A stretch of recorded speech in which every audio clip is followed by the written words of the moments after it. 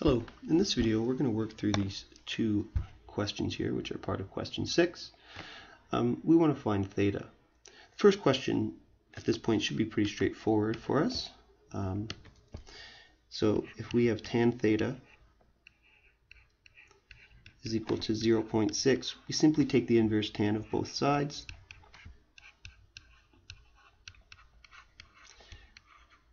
And then we can substitute this into our calculator to get an approximate value of theta. So inverse tan of 0.6, and I've already checked my calculator is in degrees mode, and I get approximately 31 degrees. The second question is the question I'm really interested in for the sake of this video. So this second question, we're interested in cos theta squared being equal to 0.4. And this is why this question particularly interests me. The first reason it interests me is because of the fact that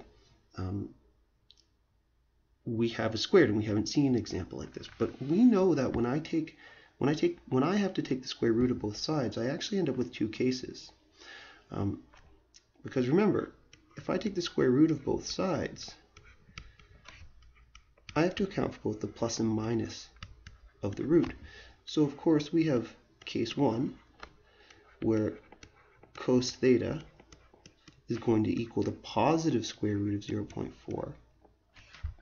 But there's also going to be a case 2, and that's where cos theta is going to equal to negative square root of 0.4.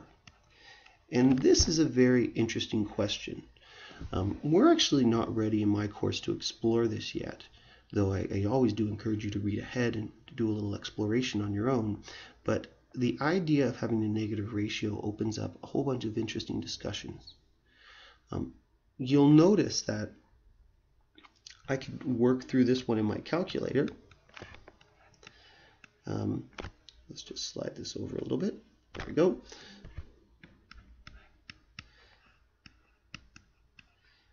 So I could substitute this into my calculator. I could take the cos inverse of negative 0.4 and I could get an answer. I'm actually going to leave that for you to do, and I'm going to leave you with this question. Anything interesting? Should be one word. Interesting happen?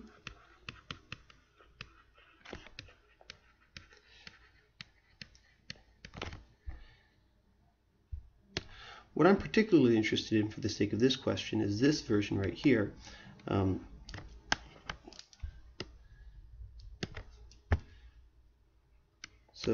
we get theta equals cos inverse of the square root of 0.4. So again, I can substitute this right in my calculator. Cos inverse 0.4 is the power of, and square root is the power of 0.5, if you didn't know that already. And we get approximately 51 degrees.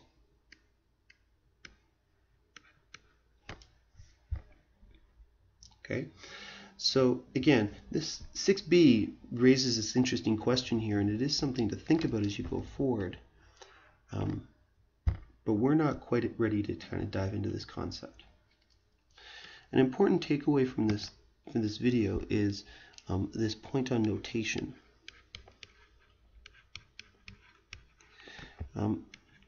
We wrote in this video cos theta, if we want to square, we wrote it like this. You will at times see this also written like this. So you'll see that these two forms of notation are used interchangeably. However, what you need to be very aware of is that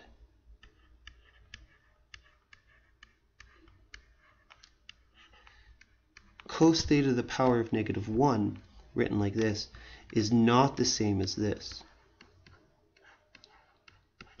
So where this is cos theta to the power of negative 1, this is how we represent cos inverse theta.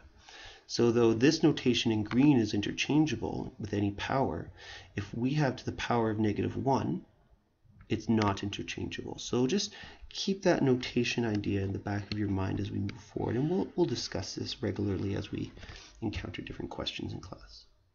I hope this video helped.